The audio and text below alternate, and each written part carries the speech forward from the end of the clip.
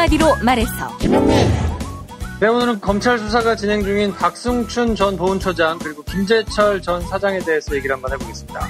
서초동 감식반장 김프로. 오늘은 윤리학에서 말하는 트롤리의 딜레마라는 개념을 살펴보겠습니다. 이완배 기자의 경제의 속살. 오늘은 오정희의 소설집 불의 강 소개해드리겠습니다. 정선태 교수의 오늘을 읽는 책.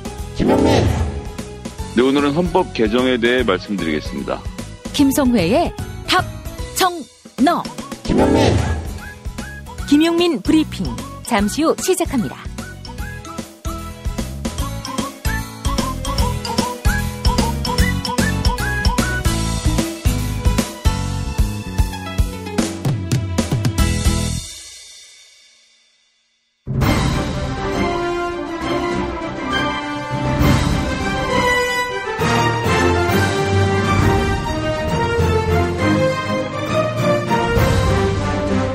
김용민 브리핑.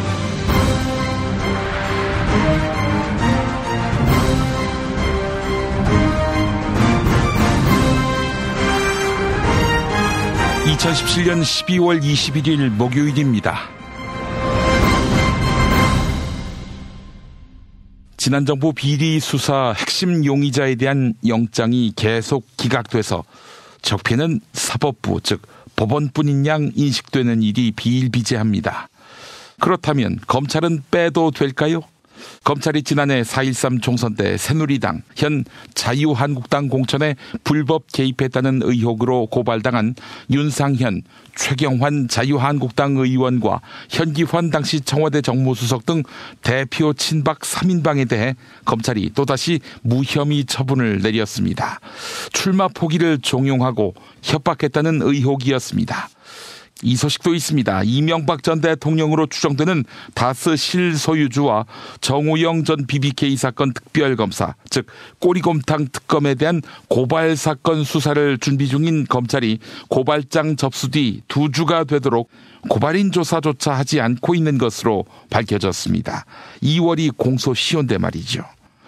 또 있습니다. 인사 채용 비리에 연루된 공공기관 간부들과 청탁을 넣은 국회의원 보좌관 등이 재판에 넘겨졌는데 강원랜드 채용 비리에 연루된 의혹을 받아온 권성동 자유한국당 의원에 대해서는 소환 계획조차 잡지 못하고 있는 것으로 전해졌습니다. 이게 오늘 아침 나온 한겨레 기사입니다. 검찰 정말 꼴불견이지요. 이 검찰의 수장 문무일 총장, 지난 정부에도 양지를 걸었던 그가 과연 적폐 수사를 제대로 할 수 있을까? 이런 의문을 받아왔지요. 최근에는 수사 피로가 무눈하면서 연말로 적폐의 뒤지기는 끝내겠다, 이렇게 말했습니다. 우리는 진실을 왜곡해서 수구 기득권 세력에게 면죄부를 주고 애먼 사람 범죄자로 만드는 검찰의 피로감을 느낍니다. 더러는 이 검찰과 법원을 뜯어고친 후에야 적폐 수사와 처단이 이루어져야 하는 것 아닌가 하는 생각이 들 정도입니다. 검찰의 민낯, 법원의 민낯을 똑똑히 기억하며 이들이 문민적 통제를 받을 수 있도록 모쪼록 사법개혁에 많은 관심을 가져주시기 바랍니다. 오늘이죠. 12월 21일 목요일 낮 2시 국민카페 온에어에서 크리스마스 공개방송을 엽니다. 정선태 국민대 교수님과 함께하는 시간, 고구마와 커피를 곁들인 토크 콘서트. 여러분을 초대합니다. 오신 분들께 책 한 권씩 선물합니다. 서울 지하철 합정역 8번 출구로 나오셔서 망원동 방향으로 360m 걸어오시면 GS25 편의점이 있는데 이 건물 지하층에 국민카페 온에어가 있습니다. 낮 2시 많은 참여 바랍니다. 오늘의 주요 뉴스 이어갑니다.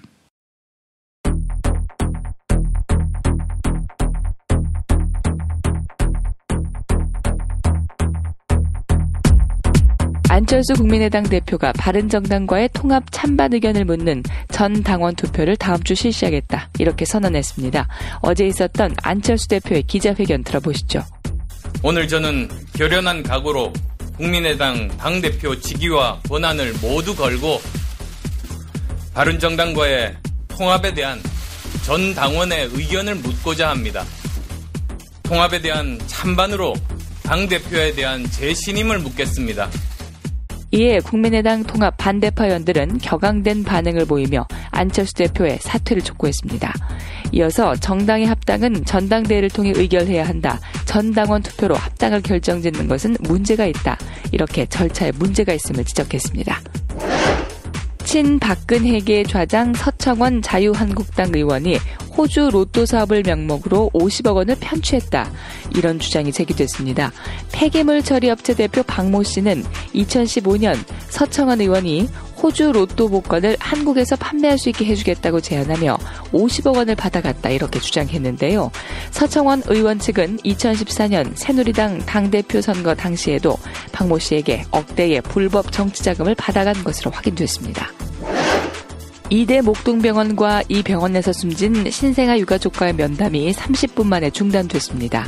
유가족 대표는 병원 측이 부실한 준비와 불성실한 태도 때문에 면담이 취소됐다고 밝혔습니다. 당초 숨진 신생아들에게 의료행위를 한 교수와 담당 간호사들이 면담에 참석하지 않았으며 신생아들이 죽음에 이르는 과정에 대해 병원 측은 단 7줄로 요약한 자료만을 제공한 것입니다.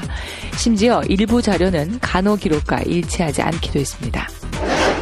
검찰이 국가정보원의 특수활동비를 상납받은 혐의를 받은 박근혜 전 대통령을 내일 소환조사하기로 했습니다. 당초 검찰은 박근혜가 수감 중인 서울구치소를 방문해 조사하는 방안을 검토했는데요.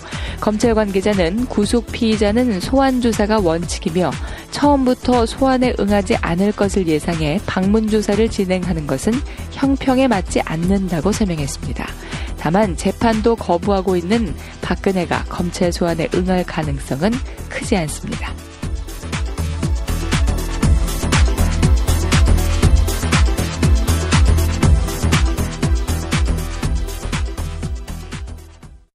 올해 공익제보자에 대한 시민의 관심은 공익제보자 보호법을 강화했습니다. 작은 시민단체의 공익제보자 지원 사업으로 모든 공익제보자의 필요를 다 채울 수는 없습니다. 그러나 시민의 관심이 모인다면 변화는 반드시 일어납니다. 아름다운 재단이 어쩌다 슈퍼맨 캠페인을 진행하는 이유입니다. 아름다운 재단은 12월 한 달 동안 어쩌다 슈퍼맨 캠페인에 경제적 지원을 넘어 정서적 연대로 함께한 시민들의 마음을 공익제보자들에게 전달합니다. 자세한 사항은 홈페이지에서 확인 가능합니다. 아름다운 재단의 어쩌다 슈퍼맨 캠페인에 함께 해주세요. 어디선가 나타나서 생명을 구하고 정의를 지키는 영웅, 슈퍼맨. 우리 주변에도 많은 슈퍼맨이 있습니다. 바로 공익제보자입니다. 어쩌다 슈퍼맨이 되어야만 했던 그들에게 세상은 따뜻하지 않았습니다. 수많은 생명을 살린 2명의 간호조무사는 권고사직을 당했고 장애인의 인권을 위해 싸운 선생님은 결국 사직했습니다. 어려움을 감내하고 있는 슈퍼맨들에게 이제 우리가 감사를 전해야 할 때입니다. 시민사회 지지 캠페인 어쩌다 슈퍼맨에 함께해주세요. 아름다운 재단. 태초에 하나님이 술친구를 창조하셨습니다. 어쩐지 하나님이 술만 내리실 리가 없습니다. 자, 오늘 달릴 건데 군뱅이 챙겼지? 맞다, 군뱅이. 야, 내가 한 포 준다. 이거 귀한 거니까 갚아. 술친구 먹으면 술자리에서 완전 날아다니잖아. 음주 생활의 퀄리티가 달라진다니까. 이 연말 회식도 술친구만 있으면 걱정 없어. 연말 회식 절대 강자 술친굼. 술친굼 공식 쇼핑몰 회원만을 위한 추가 증정 이벤트를 확인하세요. 네이버에 술친굼을 검색하세요. 충남 금산의 넓은 인삼밭. 정성농장을 일군 농부아버지 이정열 씨. 자연은 노력한 만큼 내어준다. 그 자연의 마음을 알기에 정성농장을 더불어 일구는 아들 이성규 씨도 아버지에게 배운 것처럼 정직하고 또 성실하게. 정성농장 홍삼은 인삼 재배부터 가공 판매까지 모두 책임지고 있습니다. 그래서 대한민국 1등 품질을 자부합니다. 검색창에 정성농장 홍삼을 검색해주세요. 정성농장 홍삼. 전화문의는 010-9754-6972. 다이어트도 건강도 맛도 포기할 수 없다. 비타샵 그린 스무디 다이어트. 성공적인 체중 조절의 열쇠는 식사법과 운동입니다. 이제 하루 한두 끼 비타샵 그린 스무디 다이어트로 바꿔 드세요. 비타샵 그린 스무디 다이어트는 동결 건조한 수십 가지 국내산 채소 곡물과 3가지 단백질, 비타민, 미네랄, 식이섬유로 만든 맛있고 건강한 체중 조절용 조제식품입니다. 1522-6648 혹은 비타샵을 검색해주세요.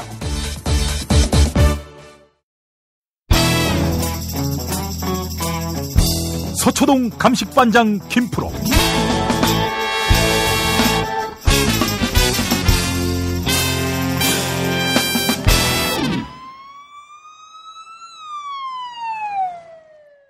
김프로 나와 계시죠? 네, 안녕하세요. 김프로입니다. 예, 거의 제왕적 차관이었던 사람이 박영준 씨로 기억됐는데 또 다른 인물이 있죠. 차관이라서 말이죠. 해임결의 한도 낼 수 없고 말이죠. 그런 허점을 악용해서 국가보훈처를 거의 사조직화했던 박승춘 전 처장. 도마 위에 올랐어요. 그 행보만 본다 그러면 거의 사람들이 이제 암에 걸릴 지경에 이르기까지. 암에 걸릴 그냥 지경. 보는 것만으로도 굉장히 답답했던 인물인데요. 비석에다가 이름도 새기고 뭐 하여튼 굉장한 기행을 많이 하셨잖아요. 그리고 노래도 못 부르게 하고 보훈처가 할 일은 안 하고 소위 얘기하는 빨갱이를 몰아내기 위한 그런 작업에만 열심히 몰두를 하셨던 분인데 말씀하신 대로 딱히 선출직이 아니기 때문에 정치적으로 문제를 삼을 수도 없어가지고 사람들이 굉장히 좀 답답해 했었는데 예. 국가보훈처가 내부 감사를 벌인 끝에 박승춘 전 보훈처장에 대해서 수사 의뢰를 했습니다. 혐의를 보면 재임 기간 동안에 밑에 재단이나 뭐 이런 단체들이 있어요. 함께하는 나라사랑 공제회 뭐 이런 비리를 방조하고 감독을 제대로 하지 않은 뭐 혐의가 적용이 됐고 이런 재단들이 정관을 안 지키고 뭐 돈을 막 갖다가 쓰고 또 밑에 관련 업체들한테 돈 땡겨가지고 받고 뭐 이런 문제가 있었는데 예. 그런 것을 충분히 알 수 있는 그리고 보고를 받았을 것으로 보이는 정황들이 있는데도 불구하고 그런 거를 제대로 감독을 안 했다 이런 혐의거든요. 그래서 이미 실무자 11명에 대해서는 주의부터 뭐 중징계까지 내린 상태고 박승춘 전 보훈처장에 대해서는 정식으로 수사를 해달라 하고 이제 검찰에다가 넘긴 상태거든요. 박 전 보훈처장 같은 경우에는 안보 교육을 한답시고 DVD를 1000세트를 만들어가지고 빨갱이 때려잡는 내용 뭐 이런 걸로 이제 굉장히 한쪽으로 쏠린 내용들을 의도적으로 좀 만들어서 정치 중립 위반을 한 혐의도 좀 받고 있고요. 그리고 국정원이 2010년에 국가발전 미래교육협의회 뭐 이런 우스꽝스러운 단체를 만들어가지고 거기다가 63억 원을 썼는데 여기에 또 초대 회장을 역임을 했거든요. 그러니까 하여튼 이거 말고도 뭐 관제 데모를 조직했다거나 아니면 위례 신도시에다가 주택용지를 특혜 분양받아가지고 200억 넘게 뭐 챙긴 의혹이라든지 뭐 하여튼 굉장히 많습니다. 비리 종합 선물 세트라고 볼 수 있는데 이런 혐의들에 대해서 전반적으로 이제 검찰이 수사에 착수를 할 예정으로 보이고요. 그러면 뭐 일정 정도 시점이 지나면 박승춘 전 보훈처장이 보여왔던 기행의 끝이 어떨 것인지에 대해서 보실 수 있지 않을까 하는 생각이 듭니다. 예, 그래요. 근데 또 김관진처럼 미꾸라지 마냥 빠져나갈 수 있지 않을까. 결국에는 아니 네가 책임자인데 왜 이런 사태가 벌어질 때까지 손 놓고 있었어? 라는 질책 정도로는 구속은 어렵지 않지 않습니까? 직무유기 혐의가 이제 가장 전면에 올라와 있는 혐의인데 말씀을 드렸던 대로 이거는 돈과 관련돼 있지 않으면 실형이 선고된다거나 아주 무겁게 처벌을 한다거나 기소가 뭐 자주 된다거나 이런 혐의는 아니기는 한데요.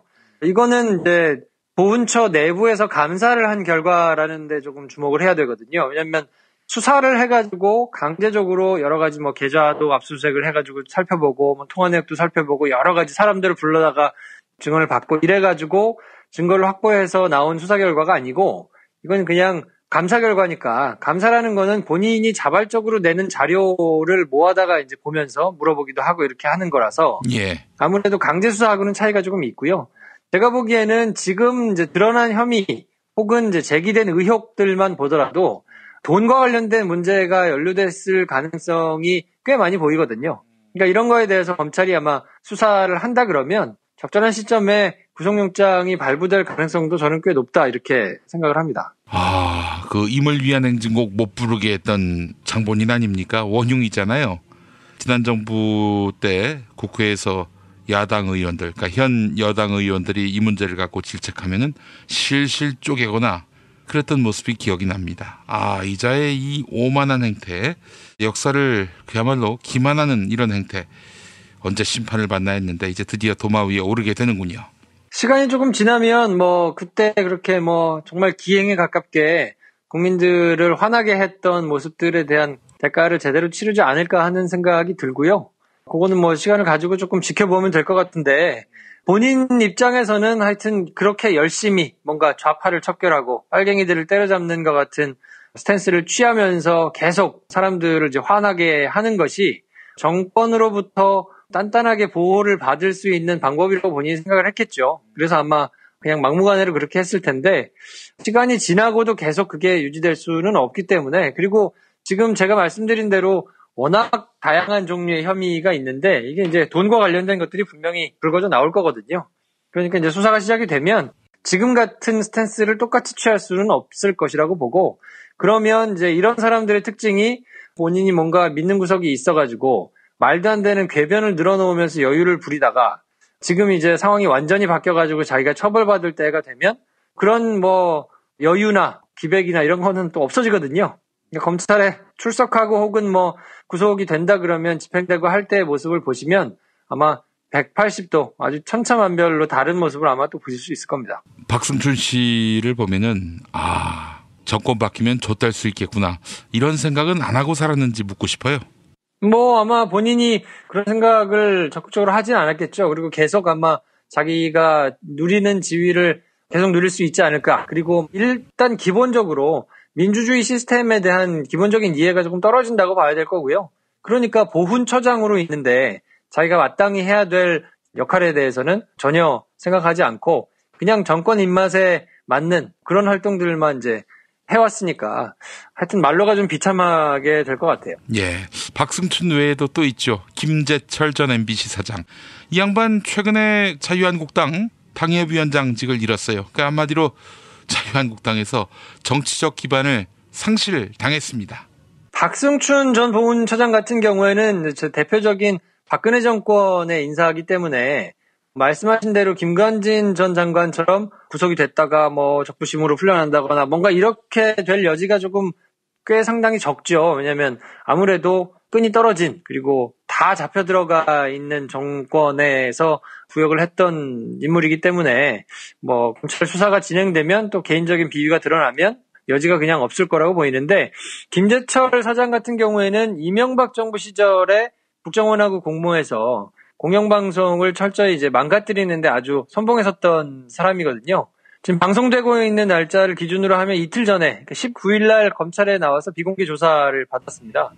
피의자 신분으로 소환이 돼가지고 조사를 받았거든요. 지난달 10일 날 구속영장이 청구가 됐다가 이제 기각이 됐었는데 그 이후로는 이제 처음 불려 나와서 조사를 받은 거거든요. 근데 MBC와 관련된 문건 이런 것들이 이제 많이 나왔고 관련해서 사람들을 강제로 하차시킨다거나 블랙리스트를 만들어 놓고 밥줄을 자른다거나 이런 굉장히 많은 혐의들이 있기 때문에 그 내용에 대해서 이제 순차적으로 조사를 받았다고 보고요.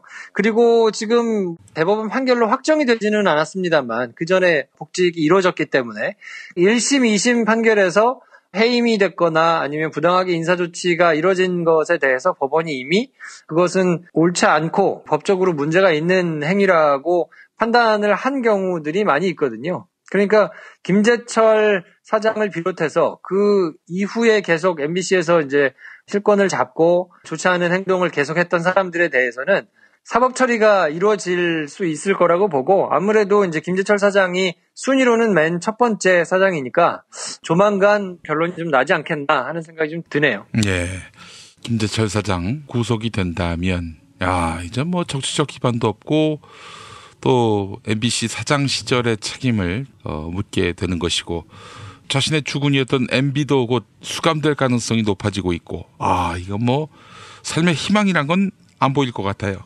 그래도 김재철 사장 입장에서 본다 그러면 김재철 전 사장에 대해서는 영장을 다시 청구할 것 같지는 않아 보이고요. 왜냐하면 국정원법 위반, 업무방해, 노조법 위반, 이런 혐의로 이제 지난달에 구속영장을 청구했는데 기각이 됐었거든요. 그러니까 같은 혐의로 다시 구속영장을 청구하기는 조금 실익이 조금 떨어진다고 봐야 될까요? 위헌 부담을 안고 김재철을 반드시 구속해야 된다, 이렇게 생각을 하기는 조금 어려울 것 같고, 지금 그냥 불구속 기소할 방침인 걸로 대체적으로 이제 알려져 있는데, 그러면 재판이 진행돼가지고 혐의에 따라서 실형을 선고받거나, 그래서 나중에 법정에서 구속될 가능성은 조금 있는데, 아무튼 사법적으로 처벌을 받을 가능성은 매우 높다고 봐야 되거든요. 김재철 전 사장뿐만 아니라 김장겸, 백종문 관련돼 가지고 이렇게 법적으로 문제가 될 만한 인물들이 많이 있기 때문에 그거는 아무튼 상황을 조금 더 지켜보셔야 될 것 같습니다. 네,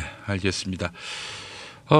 이제 내일이면은 홍준표 자유한국당 대표의 대법원 판단이 있게 되는데, 우리 김 프로가 무죄로 항소심 인용이 될 것이다라고 얘기해서 이거는 유죄 취지로 파기환송될 가능성이 높은 것이다. 똑똑한 시민들은 다 그렇게 알아듣더라고요. 그렇죠. 제가 이제 서초동 펠레의 지위를 확보했기 때문에 어떻게 될지는 일단 조금 보고요. 내일 방송 때 또 한번 말도 안 되는 방송을 한번 하죠. 이번에도 좀 틀렸으면 좋겠어요. 이게 상당히 부담스럽습니다, 이제. 그 하나만 더 여쭙게요. 이건 사전에 우리가 얘기하자 이렇게 논의한 건 아닌데, MB에 대한 소환 일정 어떻게 좀 잡힌 게 있어요? 글쎄요, MB와 관련해가지고는 세부적인 사항을 물어보고 이럴 수는 없는 위치잖아요. 제가 그래서도 안 되고요. 그러니까 개괄적인 흐름 돌아가는 분위기 정도 이제 이렇게 보거나 이런 정도인데, 글쎄요, 그 MB와 관련해가지고는 MB 쪽도 지금 생각이 많은 것 같아요. 생일 파티도 하고 아름아름 모여가지고 대책도 세우고 이렇게 하는 것 같은데, 검찰이 누누이 말씀드렸듯이 여러 번 부르거나 아니면 여러 혐의로 이렇게 지지부진하게 수사를 하기는 좀 어렵고, 수사가 진행이 된다 그러면 공개적으로 소환을 하는 시기쯤에는 모든 것이 좀 갖춰진 상황에서 쫙 불러야 되거든요. 네. 그러니까 한동안은 그냥 검찰이 왜 이렇게 아무것도 안 하나 싶을 정도로 조용하게 그냥 자명을 할 가능성이 높아 보이고요. 그래서 진술이라든지 증거라든지 이런 것들에 대해서 상당 부분 확보를 한 상태에서 이제 정무적인 판단이 들어가야 되는 부분이니까요. MB를 부른다거나 아니면 MB와 관련해서 이제 조사를 한다거나 발표를 한다거나 이런 것들은 정무적인 판단을 해야 되는 거기 때문에, 그렇게 될 때까지는 일단 해가 넘어가고 시간이 조금 더 걸리지 않겠나 하는 생각이 좀 개인적으로 듭니다. MB가 부정할 수 없을 만큼의 증거를 모아서 부른 다음 친다, 이런 이야기 그동안 줄곧 해오셨는데, 그 시기가 언제쯤 될 것인가 하는 부분들, 이것도 상당히 좀 궁금하고요. 우선 검찰은 MB의 최근 새 과실을 어떻게 보고 있는지 아세요? 글쎄요, 검찰이 일반적으로 수사를 할 때는 정무적으로 뭔가를 판단하는 거는 거의 이제 윗선에서 판단을 하거든요. 중앙지검장, 검찰총장, 이 정도 되는 급에서 이제 보통 대검 측에서 이제 그런 정무적인 판단들은 하게 되는데, 지금은 사실 그런 정무적인 판단을 해서 어떤 스탠스를 취하기에는 시기적으로 조금 이르거든요. 왜냐하면 제기된 의혹들에 대해서 아주 실무적인 상태의 조사들이 이루어져야 된단 말이에요. 그러니까 뒷단에서 압수수색을 통해 가지고 계좌를 살펴본다든지 관련자들을 불러가지고 쫙 조사를 한다든지 이런 것들이 지금 진행될 시기이기 때문에, MB 쪽에서 원포를 놓는다거나 다스와 관련해가지고는 나한테 물어볼 게 아니다 이렇게 대답하고 이런 것들에 대해서는 그냥 참고 정도만 할 거고요. 그거에 따라서 수사 내용이나 수사 방향이 바뀌거나 그러기는 좀 어렵다고 보고, 다만 굉장히 커다란 변수 이런 게 발생하면 좀 달라질 수는 있을 텐데, 지금 상황에서는 그냥 원래대로 계획된 스텝에 맞춰가지고 아마 수사가 각자 진행이 되고 있지 않나 싶습니다. 알겠습니다. 자, 하여튼 영향 안 받는다. 검찰은 소신껏 정도대로 이 문제를 풀어가고 있다, 이렇게 요약할 수 있을 것 같습니다. 자, 오늘 고생하셨습니다. 네, 내일 뵙겠습니다. 우리는 좌절의 시간을 이겨냈습니다. 우리는 부끄럽지 않은 시간을 만들어냈습니다. 우리는 추운 겨울 차 한 잔을 마실 수 있는 여유를 만들어냈습니다. 새싹당 공차, 우리 같이 한잔 하시죠. 고마운 분들에게 참 좋은 선물 새싹당 공차. 전창걸몰닷컴에서 티백2+1 행사 진행 중입니다. 전화 구매는 070-8635-1288, 070-8635-1288입니다. 전창걸의 새싹 땅콩차. 엄마, 이따가 독서실 갔다 올게. 현미 쌀국수 해줘. 여보, 우리 남도 여행 갔을 때 먹었던 나주곰탕 생각난다. 알았어. 내가 남도 먹거리 쇼핑몰에서 한 방에 해결하지. 남도 먹거리 쇼핑몰의 국민건강 프로젝트. 전통 방식 그대로 100% 한우 나주곰탕과 현미 쌀국수로 가족의 건강을 책임집니다. 남도 먹거리의 특판 4종 세트를 만나보세요. 다음 포털에서 남도 먹거리를 검색하시거나 주문 전화 1544-1669, 1544-1669로 전화주세요.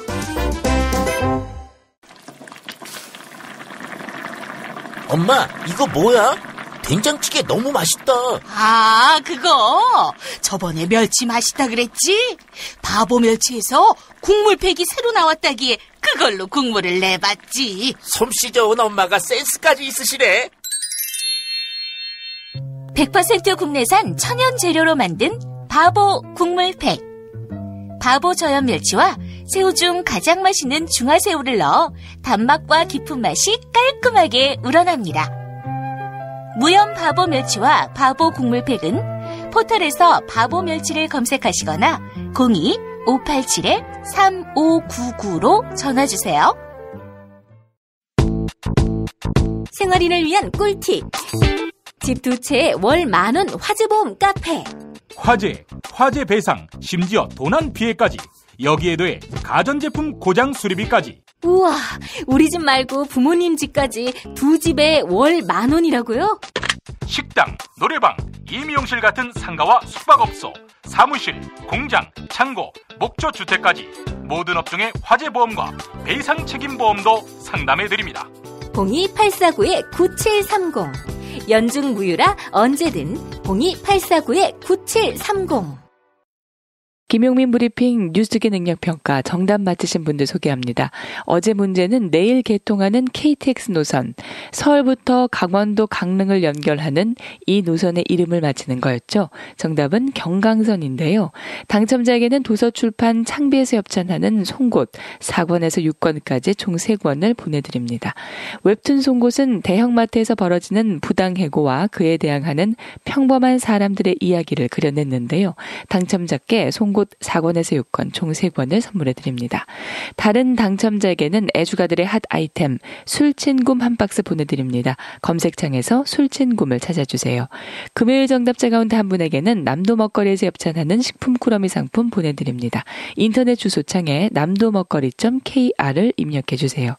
금요일 정답자 가운데 다른 한 분에게는 골반 보정 속옷 바디로직 리포머 팬츠 선물해드립니다. 포털 사이트에서 바디로직을 검색해주세요. 금요일 정답자 가운데 다른 한 분에게는 머문빌리지 이용권 격주로 보내드립니다. 총 3,000평의 대지와 건물 2동을 오직 한 팀에게만 서비스합니다. 애청자 여러분의 성원에 힘입어서 일요일과 평일에 가격을 대폭 낮춘 머문빌리지 할인 행사를 진행하고 있습니다. 포털 사이트에서 머문빌리지를 찾아주세요. 정답자 스스로 툴림, 원주에 가기 위해 경강선을 검색해봤네요. 현1052님, 판교에서 출발하는 경강선과 헷갈리면 안 됩니다. 문통방통 사연 당첨자께는 별을 따다 구운 과자에서 만든 강릉 두부도넛 선물해드립니다. 주문 전화 033-646-2668, 인터넷 주문 베이킹파머.co.kr입니다. 팟빵 게시판에 사연과 함께 이메일 주소 올려주시면 문통방통에서 소개해드립니다.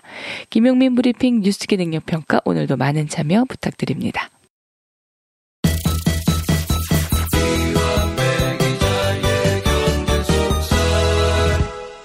이완배 민중의 소리 기자 만나겠습니다. 이완배 기자님. 네, 안녕하십니까? 예, 오늘 어떤 이야기 해볼까요? 예, 오늘은 좀 특이한 주제를 한번 해볼까 합니다. 트롤리의 딜레마라는 윤리학에서 말하는 매우 유명한 딜레마 개념입니다. 아마 우리나라에서는 빅히트를 했던 마이클 샌델의 정의란 무엇인가, 이 책을 보신 분들은 이 개념이 어렴풋이 기억이 나시는 분들도 있을 겁니다.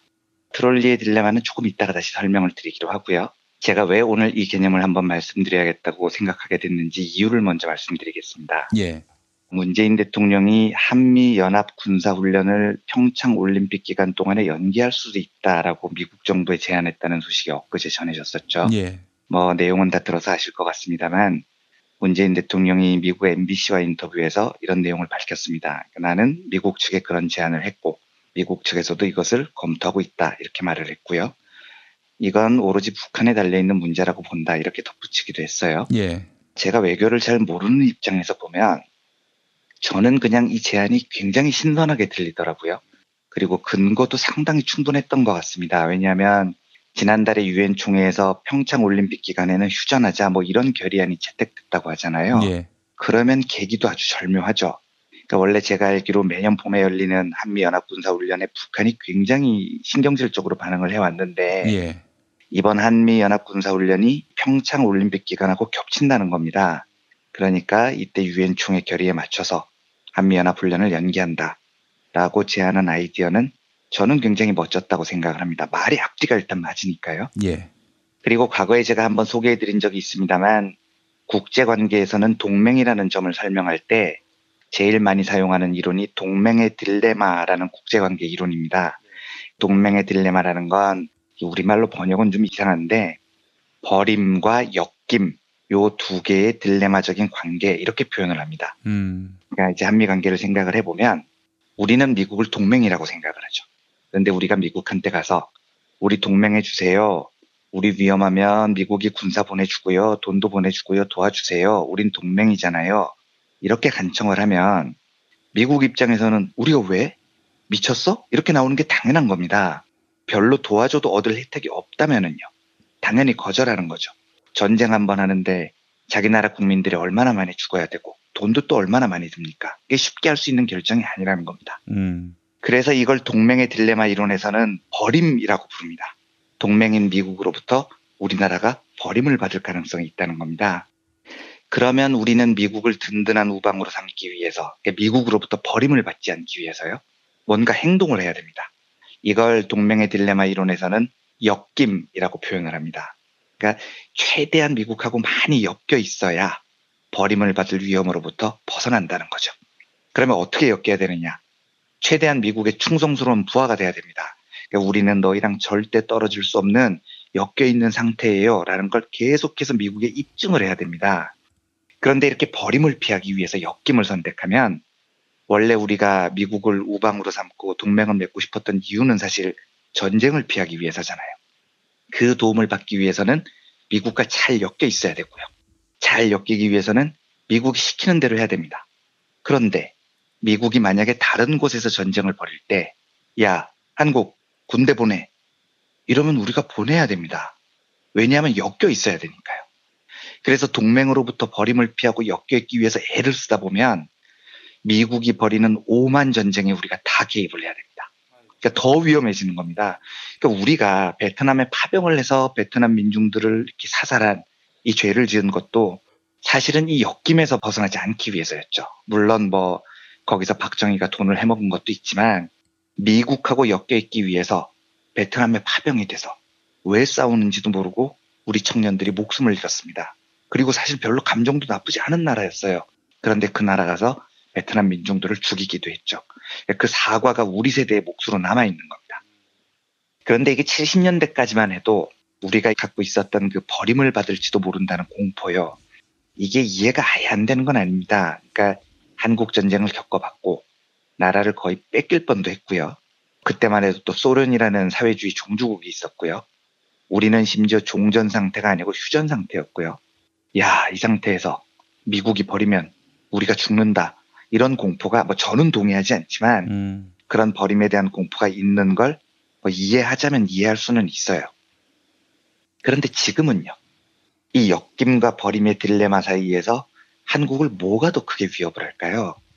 저는 버림에 대한 공포가 아니고 미국으로부터 너무 심하게 엮여서 우리가 겪어야 하는 위험이 더 크다고 생각합니다. 그러니까 지금 이미 우리나라하고 북한은 국방비 예산 규모부터 다르죠. 그러니까 핵을 제외한 모든 면에서 우리가 우위에 있다는 평가라는 거 아닙니까?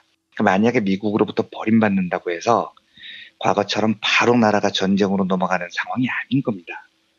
여기에 대해서 서재정 일본 국제기독교대 정치국제관계학과 교수께서 2004년에요. 한겨레에 칼럼을 쓴 게 있습니다. 이미 13년 전 칼럼입니다. 이분이 그때 코넬 대학교에서 교수 생활을 하실 때 쓴 글인데 13년 전 칼럼이 이미 이 수준을 넘어서 있습니다. 이걸 한번 읽어보겠습니다. 과거 버림에 대한 공포는 이해할 수 있는 측면이 있다. 그러나 이제는 다르다. 한국의 국방비는 북한보다 6배가 많을 정도로 한국 군사력이 성장했다. 한국 군사력이 북을 능가한다는 평가들도 나오고 있다. 이미 1990년대 초에 주한미군 철수 계획이 나왔던 것도 이러한 군사력 평가에 기초한 것이었다. 한국은 이제 버림받아도 혼자 설 수 있다. 이에 비해서 역김의 위협은 급속도로 커지고 있다. 1994년 여름 미국이 북한에 대한 선제 공격 직전까지 갔다는 것은 잘 알려진 사실이다.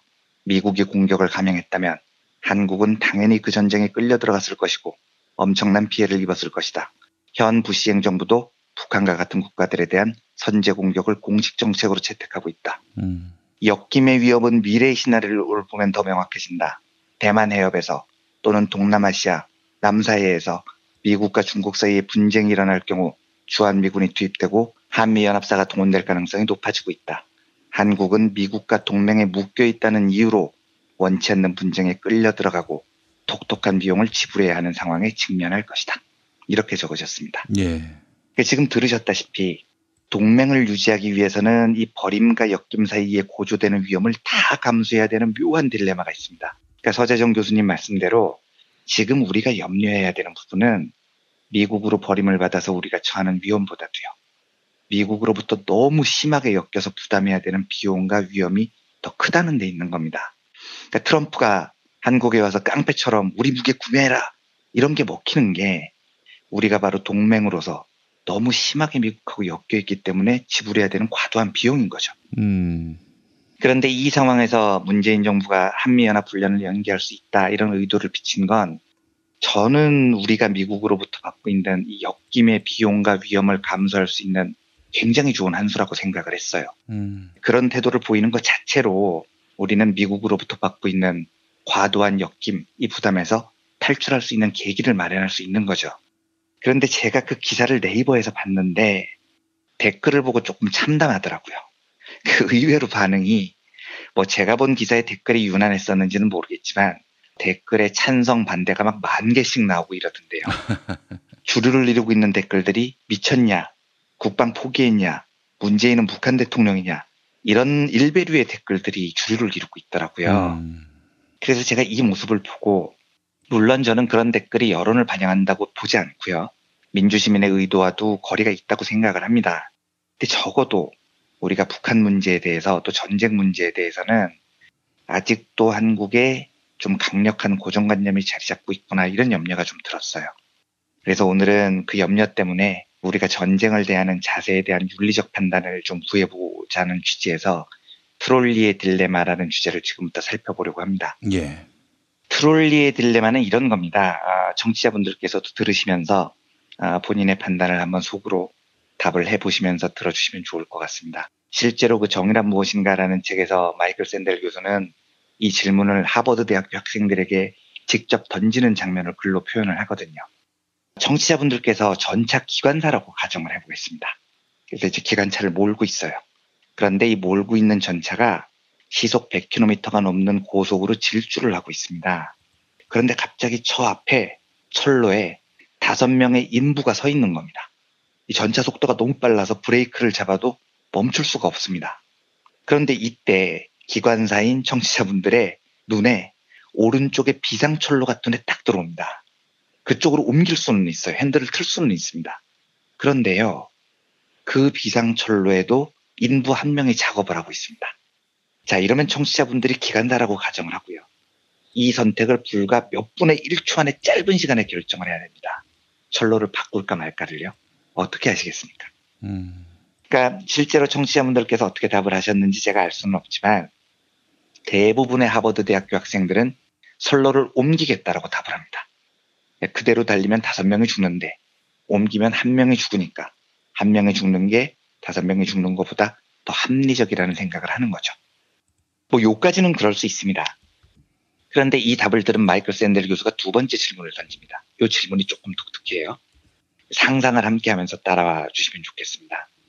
지금 청취자분들께서 다리 위에 서 있습니다. 그런데 그 다리 밑에 철로가 있어요. 그 철로에 전차 한 대가 아까처럼 100km가 넘는 속도로 폭주를 해서 달려오고 있습니다. 그런데 다리 위에 있는 청취자분들께서 이걸 보니까 그 철로 위에 지금 5명이 서 있는 거예요. 판단을 해보면 지금 저 전차가 그대로 폭주를 해서 질주를 하면 몇 초 사이에 저 5명이 목숨을 잃습니다.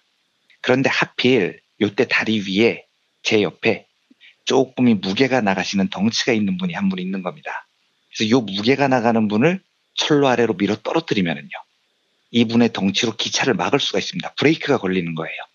자, 그러면 옆에 있는 이 뚱뚱한 분을 다리 밑으로 밀면 5명을 구할 수 있는 상황이 온 겁니다. 이러면 어떻게 하실 건가요? 옆에 뚱뚱한 사람을 다리 밑으로 밀어서 철로 위에 있는 5명을 구원하시겠습니까? 요게 마이클 샌델 교수의 질문이에요. 샌델이 이 질문을 하버드 대학생들한테 던졌을 때 대부분의 학생들이 그렇게 하겠다라고 답을 하지 못합니다. 왜냐하면 어떻게 옆에 있는 사람을 밀어? 아무리 5명을 구하는 일이라도 내 옆에 있는 사람을 밀 수는 없지. 이렇게 생각을 한다는 거예요. 그런데 이 두 사례를 이성적으로 다시 한번 판단해 보겠습니다. 첫 번째 사례와 두 번째 사례가 뭐가 다르죠? 어차피 1명을 죽이고 5명을 살리는 겁니다. 그런데 선로를 바꿔서 1명이 치이게 하고 나머지 5명을 구하는 일은 대부분의 사람들이 선뜻 그렇게 하겠다고 합니다. 반면에 내 옆에 있는 사람을, 이것도 어차피 1명인데요.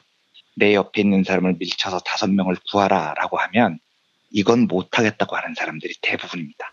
신기하죠? 이게 바로 윤리학에서 말하는 딜레마입니다. 이 트롤리의 딜레마라는 이름은 전차를 미국에서 트롤리라고 부르기 때문에 생긴 말인데요. 똑같이 1명을 죽이고 5명을 살리는 일인데 사람들은 두 상황에서 전혀 다른 판단을 한다는 겁니다. 이 딜레마에 대해서 사실 굉장히 많은 후속 분석이 이루어져요. 이게 샌델이 책에서 써서 유명해지긴 했지만 원래부터 이 딜레마는 윤리학에서 다뤄지는 유명한 모델이었습니다. 이게 첫 번째 케이스는 필리파 푸트라는 철학자가 만든 거고요. 두 번째 케이스는 그 뚱뚱한 사람 나오는 케이스는 주디스 톰슨이라는 철학자가 만든 케이스예요. 그래서 이 케이스를 보고 5만 사람들이 다 달려들어서 이 이유를 분석합니다. 뇌과학자도 등장을 하고 신경과학자도 등장을 하고 왜 그런 선택의 차이가 있는지 굉장히 다양한 분석이 이루어집니다. 제가 오늘 그 수많은 논쟁을 다 소개해드릴 수는 없고요. 하나만 포인트를 잡고 이야기를 드리면 이런 겁니다. 우리는요, 누군가가 아주 구체적으로 피를 튀기고 살점이 잘리면서 죽는 걸 보기를 굉장히 힘들어합니다. 그러니까 선로를 바꾸는 건 판단이 쉬워요. 왜냐하면 선로를 바꾸면 5명 대신 1명이 죽는다. 이런 생각에 딱 그칩니다. 그래서 그 판단을 내려요. 그리고 내가 기관사라면 사람을 치고 가는 거니까요. 그 사람이 어떻게 죽는지를 못 보죠.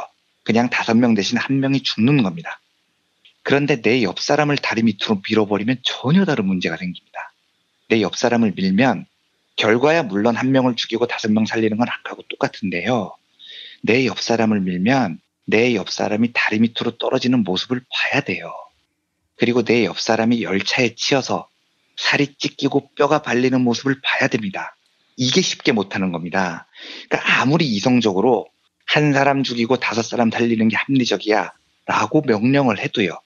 우리들의 뇌는 본능적으로 조금 전에 옆에 있던 사람의 피가 튀고 살이 찢기는 모습을 직접 볼 수는 없다는 판단을 내려요. 요게 이해가 되셨다면 현대라는 시대에 벌어지는 전쟁의 양상을 한번 생각을 해보십시오. 보통 이제 전쟁 전문가들이 1차 세계대전 이후에 전쟁의 모습이 완전히 바뀌었다고 이야기를 합니다. 그러니까 그 전까지만 해도 총으로 싸워도 전쟁이 약간 육박전에 가까운 모습을 띠고 있었다고요. 그래서 병사들이 1대1로 붙어서 치고받고 하는 싸움의 모습이 많았습니다. 이러면 살이 튀고 뼈가 발리는 모습을 직접 보는 겁니다. 그런데 1차 세계대전 이후의 전쟁의 양상은 대량 살상 무기가 도입이 된 거죠. 모습이 완전히 바뀐 겁니다. 멀리서 쏘는 거예요, 그냥. 총이든 대포든. 심지어 전차끼리 전쟁이 붙으면 전차 하나를 박살을 내는데요. 안에서 죽는 사람이 어떻게 죽는지 모습을 못 봅니다. 똑같이 사람이 죽는데 살이 튀고 뼈가 발리는 모습을 직접 볼 기회가 줄어든다는 겁니다. 이게 세계 2차 대전 이후엔 더 심해집니다. 그냥 핵폭탄 하나 떨어뜨리면 전쟁이 끝나버려요. 사람이 죽는 숫자는 수십만이 죽는데 어떻게 죽는지 모습을 못 봅니다. 지금은 더 심하죠. 만약에 한반도에서 전쟁이 벌어진다면 그냥 누가 어떻게 죽는지 모습도 못 보고 수백만이 싸그리 죽는 겁니다. 그런데 이게 어떤 문제를 낳느냐면요. 아까 다리 위에서 옆 사람을 밀 것인가 말 것인가를 갈등하는 사람은 옆 사람의 뼈가 발리는 모습을 봐야 되기 때문에 그 행동이 5명을 살리는 일이라 해도 못하죠. 그런데 현대전쟁은 스위치 하나 누르면 그냥 다 죽어버립니다. 죄책감이 말도 안 되는 정도로 감소를 해버립니다. 요즘은 심지어 전쟁이 게임하고 비슷해졌습니다. 작전실에 있는 장교들은요. 수천 명을 죽이는 결정을 내리는데 그 결정을 모니터를 보고 결정을 해요. 그런데 죽는 사람 모습이 빨갛고 아주 작은 점으로 표시가 됩니다. 이건 그냥 심리적으로 죽여도 돼요. 저 점은 없애버려도 되는 겁니다. 그래서 발사 버튼을 마치 게임하듯이 누르도록 구조가 바뀌어버렸습니다. 제가 무슨 이야기를 드리고 싶냐면요.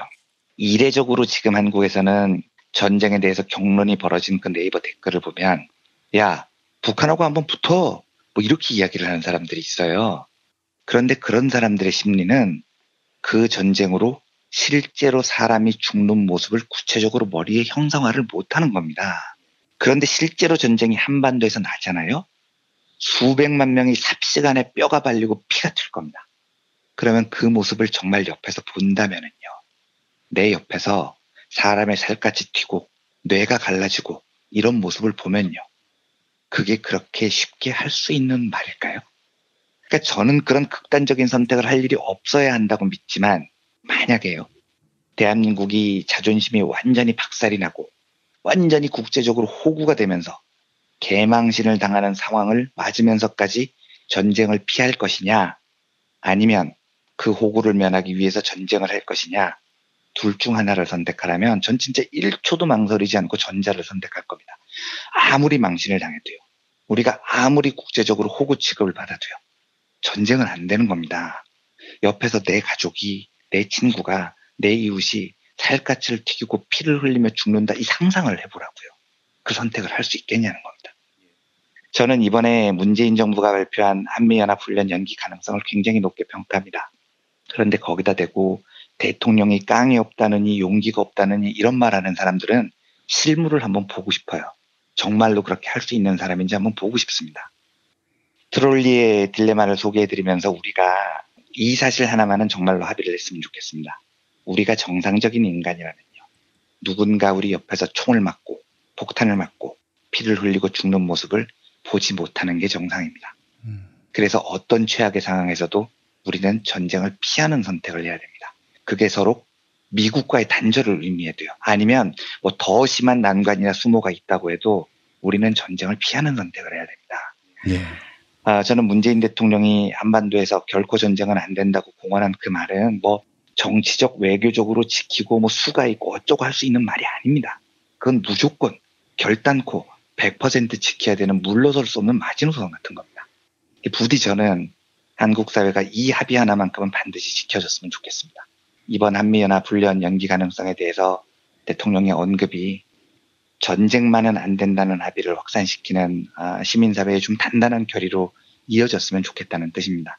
그런 면에서 오늘은 윤리학에서 중요하게 다루는 트롤리의 딜레마를 청취자 여러분들에게 간략하게 소개를 해드렸습니다. 뭐 전쟁이 나도 눈 하나 깜짝 안 하는 사람들은 그때 뭐 해외로 튈 그런 계획을 세워놓고 있는 모양이죠. 정작 전쟁을 볼 용기도 없고 그걸 감당할 능력도 없는 사람들이죠, 사실은요. 아가리 파이터라고 합니다, 그런 사람들요. 알겠습니다. 자, 이완배 기자님 오늘 말씀 잘 들었습니다. 네, 감사합니다.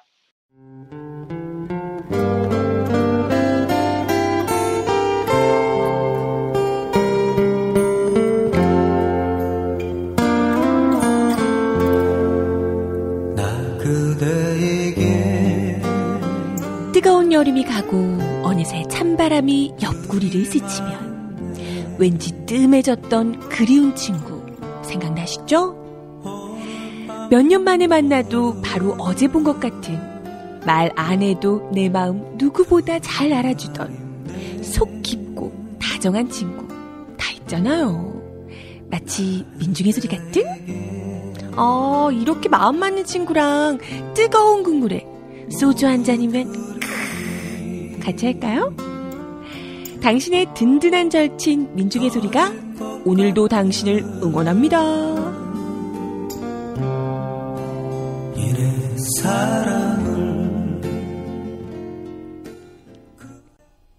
민중의 소리 후원전화 1661-0451 1661-0451 민중의 소리.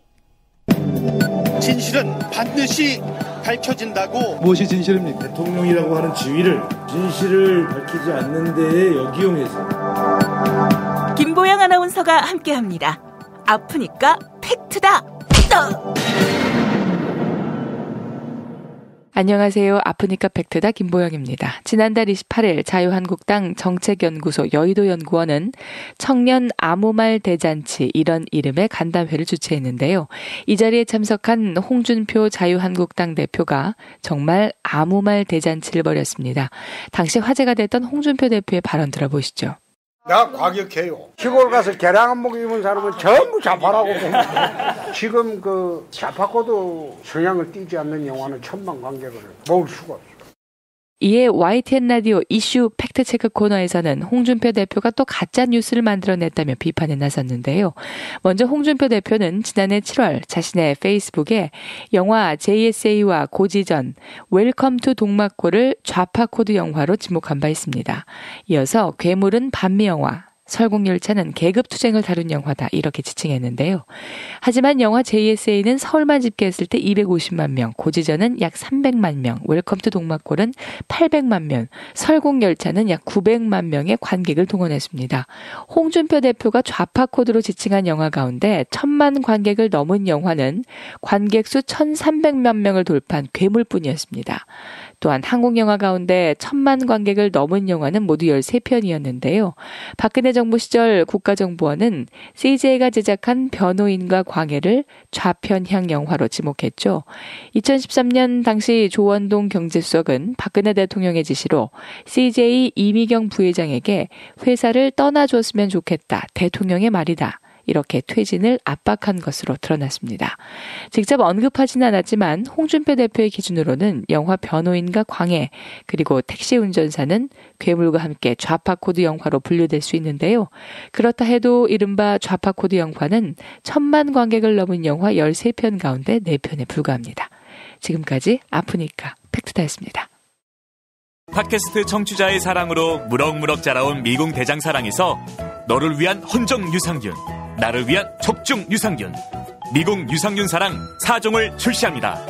그동안 묻지도 않고 따지지도 않고 그냥 막 섭취하던 유산균 시대와의 종말을 선언하세요.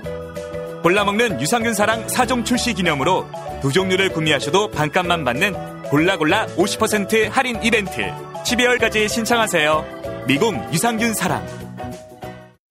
야, 너 홍어 판다 그랬지? 팔지. 근데 홍어가 진짜 그렇게 몸에 좋아? 아니 끝내준다니까. 우리 엄마 관절염인데? 홍어. 나 숙취는? 홍어. 마누라 다이어트는? 홍어. 큰이모 변비? 홍어. 작은 형 소화불량은? 홍어. 여동생 피부? 홍어. 큰 누나 주름? 홍어. 명절 때 선물은? 홍어라니까. 근데 비싸지? 열나 싸고 열나 맛있는 홍어가 있다니까. 어디? 알싸한 홍어. 1599-6456.com 혹은 1599-6456 전화 주문도 가능합니다. 골반 잡자 바로 잡자 바디로직, 허리 통증 바로 잡자 바디로직, 몸매 교정 바로 잡자 바디로직, 자세가 좋아지는 골반 교정 타이즈 바디로직. 검색창에 골반 교정 바디로직. 삐딱한 남성 골반 허리에도 역시 바디로직입니다. 바디로직의 효과를 못 느끼셨다면 100% 환불해드립니다. 자세한 환불 조건은 홈페이지를 참조하세요. 엄마가 어떻게 나한테 이럴 수 있어? 무슨 소리야? 엄마가 내 엄마가 아니라 내 친구 같아. 너도 뉴트리션 닥터스 콜라겐을 먹어. 뉴트리션 닥터스 콜라겐? 뉴트리션 닥터스 콜라겐은 체내 흡수가 잘 되는 저분자 PC 콜라겐이거든. 내가 아직도 네 엄마로 보이니? 뉴트리션 닥터스는 약국식품 전문기업입니다. 문의전화 1688-5807 1688-5807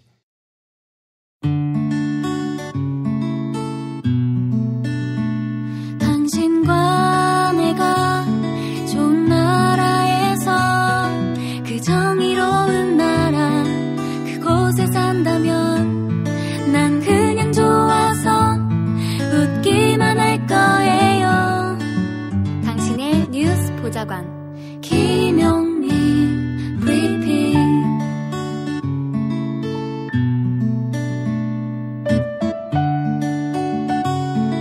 대한민국 뉴스 브리핑의 선두주자 김용민 브리핑. 계속해서 김보영 아나운서가 오늘의 날씨를 전해드립니다. 날씨를 전해드리겠습니다. 오늘은 전국에 구름이 많다가 낮부터 맑은 날씨가 이어지겠습니다. 아침 기온 서울 영하 4도, 대전 영하 3도, 대구 영하 3도로 예상되며 영하권의 추위가 계속되겠는데요. 낮부터는 따뜻한 남서풍이 유입되면서 평년 기온을 회복하겠습니다. 낮 기온은 서울 3도, 광주 7도, 부산 10도를 나타내겠습니다. 미세먼지 농도는 전국에서 한때 나쁨 단계를 나타낼 전망입니다. 여기는 대한민국 브리핑 1번지 김용민 브리핑입니다.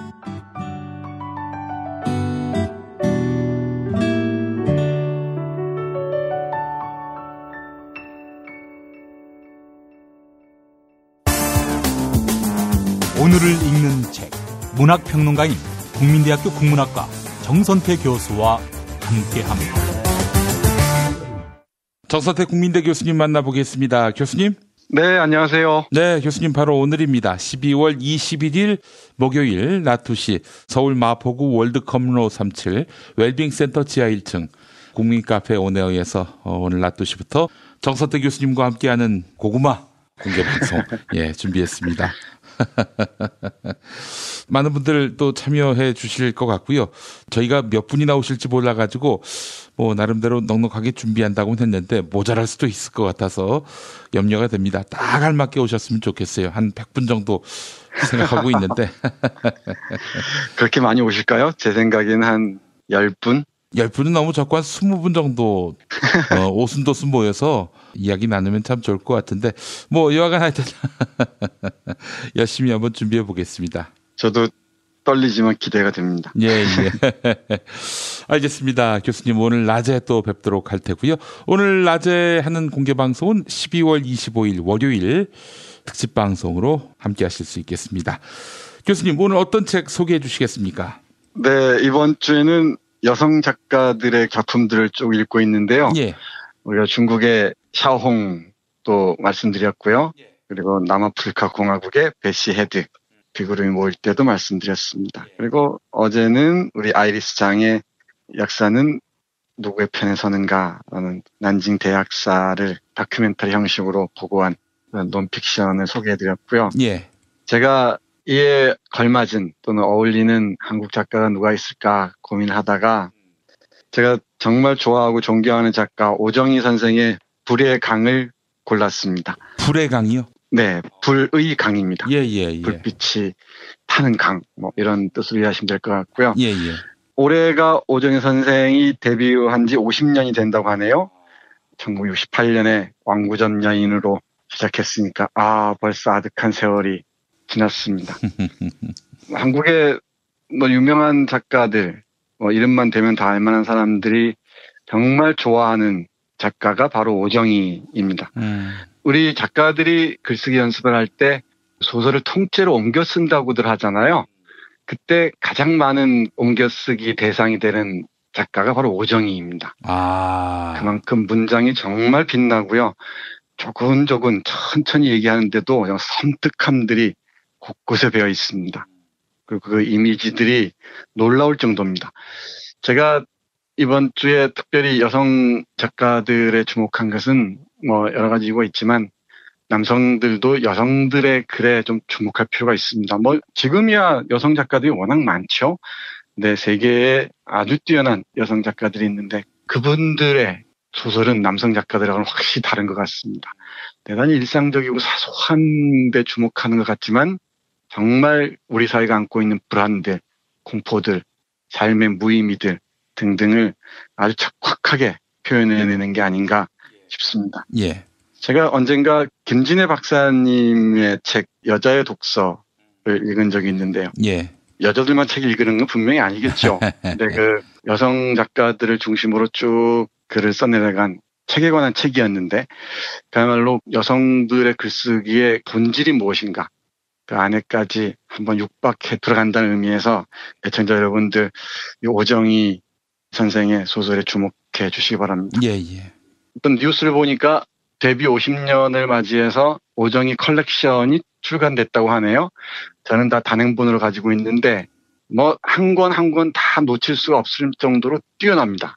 제 인생에서 소설을 가장 잘 쓰는 작가를 꼽으라면은 세계를 통틀어서 10손가락 안에 들지 않을까 싶은데 불의 강이라는 첫 작품집을 비롯해서 윤년의 뜰, 바람의 넋, 이것도 훌륭하죠. 그리고 불꽃놀이, 그리고 새까지 70년대부터 90년대까지 아주 일관되게 문학성이 아주 높은 작품 세계를 펼쳐 보이고 있습니다. 문학하는 이쪽 우리 업계라 그러나요? 이쪽에서는 워낙 유명한 얘기인데 70년대를 풍미한 비평가가 있습니다. 김현이라는 분인데요. 젊어서 이 세상을 버렸습니다마는 정말 천재적인 비평가였죠.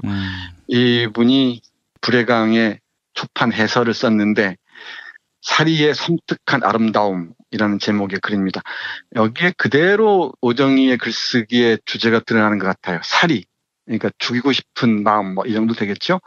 섬뜩한, 오정희는 정말 섬뜩합니다. 한 문장 한 문장이. 그리고 그게 빚어내는 아름다움, 이걸 표현하고 있는데 김현 선생의 해설 부분 한 구절 읽어보겠습니다. 오정희의 소설을 읽은 후의 첫 느낌은 섬뜩함이다.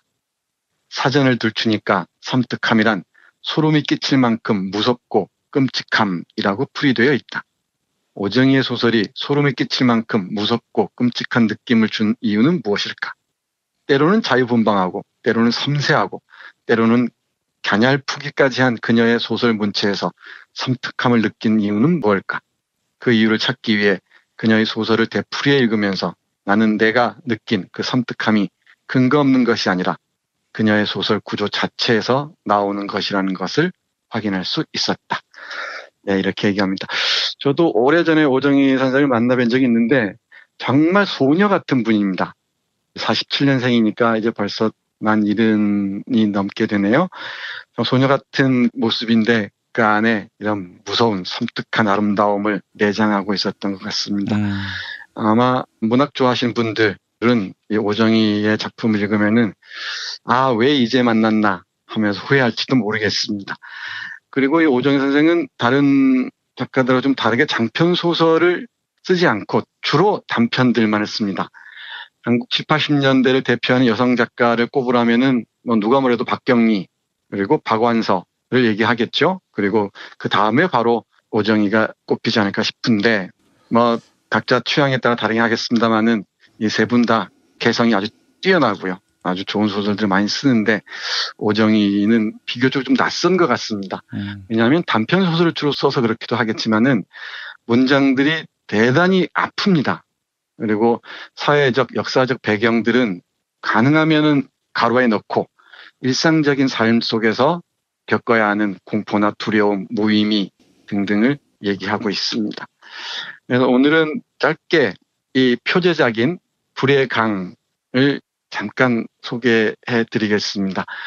줄거리를 간단하게 요약하자면 11평 아파트 꼭대기층에 사는 두 부부가 있습니다. 남편은 봉제 공장에서 일하는 것 같아요. 매일매일 재봉틀을 돌리면서 재봉틀의 소리의 환청 때문에 괴로워하는 사람이고요. 이 아내는 우리가 늘 상상하듯이 집안에서 정말 힘겨운 일상을 꾸려나가고 있습니다. 둘 사이에 아픈 상처, 고통이 있는데요. 어린 아이를 잃습니다, 이 부부가. 그러고 난 다음에 삶의 생기를 다 박탈당해버리죠. 마치 모든 생기가 빠져나가는 듯한 어떤 박제된 삶을 살아가고 있는 부부의 모습입니다. 그런데 어느 날부터 남편의 외출이 잦아지면서 뭔가 이상한 일이 벌어지기 시작하는데 이 아파트 꼭대기에서 바라다 보면 U자형 굴곡 쪽에 발전소가 하나 있습니다. 이 3층짜리 발전소가 있는데 지금은 퇴락해서 아무 쓸모도 없는 어떤 괴물 같은 모양을 하고 있습니다. 나중에 밝혀지지만은 그 발전소를 남편이 방화한다는 걸로 끝납니다. 그 이유가 뭔지는 여러 가지로 고민해 볼 수 있을 것 같습니다. 대단히 시적인 소설이어서 은유가 아주 풍부하고요. 그래서 읽는 사람마다 해석이 다 다를 수 있을 겁니다. 좋은 소설일수록 해석의 가능성에 다양하게 열려있게 마련인데 이 작품이 그런 것 같습니다. 이 불의 강의 의미를 하나하나 해석하기보다는 문장 몇 구절 읽어보겠습니다. 예. 이 문장의 향기를 주목해 주시기 바랍니다. 첫 장면이 이렇게 시작됩니다. 창틀에 동그만히 올라앉은 그는 등을 한껏 꼬부리고 무릎을 세운 자세 때문에 어린아이처럼 혹은 늙은 꼽투처럼 보인다. 어쩌면 표면 장력으로 동그랗게 오므라든 한 방울의 수은을 연상시켜 그 자체의 중량으로 도루루 미끄러져 내리지는 않을까 하는 아찔한 의구심을 갖게도 한다. 그러나 창에는 철창이 둘려있기 때문에 나는 마치 렌즈에 핀을 맞출 때처럼 객관적인 거리를 유지하며 냉정한 눈으로 그를 살필 수 있다. 네, 이렇게 시작됩니다. 시작 부분인데요. 아내인 나가 남편을 아주 섬세하게 관찰하는 형식으로 쓰여져 있습니다. 앞에 말씀드렸듯이 이 부부의 삶에서 생기가 빠져나간 결정적인 계기가 아이의 죽음이라고 했잖아요. 예. 11평 아파트 6층 꼭대기에서 바라보는 그 유령의 성 같은 발전소의 모습, 그로테스크한 장면들을 우리가 어느 정도 포착할 수 있을 것 같습니다. 이 남편에게는 봉제운장에서 일하는 듯한 이 남편에게는 빠져나갈 구멍이 없습니다. 그러니까 어떻게든 자신의 그 고통을 표현할 방법을 찾아야 되는데 그게 유령 같은 퇴락한 발전소를 불태우는 것으로 끝나죠. 예. 이런 소설들도 충분히 정치적으로 독해할 수 있을 것 같습니다. 이게 1977년에 발표됐는데요. 1977년이면은 어느 때입니까? 박정희의 위세가 아주 서슬퍼를 때잖아요. 그러니까 어떤 그 자기 표현도 불가능한 시대에 부부가 삶의 숨통을 어떻게 열어가는지 결국은 자기 파괴적인 열정밖에 없었던 것 같습니다. 조금 어려울지도 모르겠습니다만은 하나하나 한 구절 한 구절 옮겨 쓰듯이 읽으시면은 문학의 맛이 이런 것인가 무릎을 칠 줄 압니다. 아이를 잃었다고 했는데 그 아이 잃은 부분에 대해서 이렇게 표현을 합니다. 조금 읽어보겠습니다.